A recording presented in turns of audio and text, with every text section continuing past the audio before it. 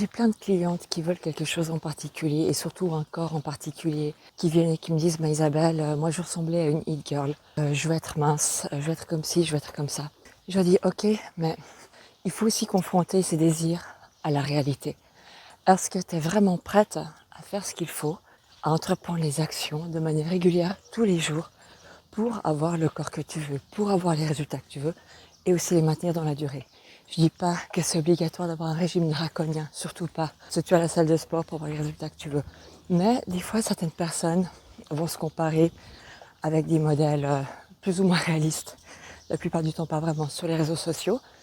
Mais est-ce que tu es vraiment consciente du coût, du temps, des efforts que ça demande d'avoir le corps que tu veux à un degré que tu veux? On parle même pas d'avoir un poids de forme, d'avoir un poids de santé, on parle d'avoir un physique quand même très strié, très sec, très défini.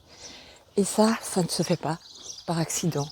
Donc, si tu me dis que tu as 3 enfants, que tu veux être une hit girl, mais que tu n'as pas le temps de faire du sport, stop, c'est pas possible. Si tu me dis que pour toi c'est déjà très difficile de manger de la protéine à chaque repas, commence par là, mais ne te mets pas des objectifs irréalistes, mais demande-toi vraiment qu'est-ce que ça demande, qu'est-ce que ça requiert de façon constante et quasiment permanente d'avoir ce physique, on dit mais atypique, ou quand même particulièrement sec et défini dont tu rêves. Et demande-toi si c'est vraiment une réalité et si c'est envisageable pour toi.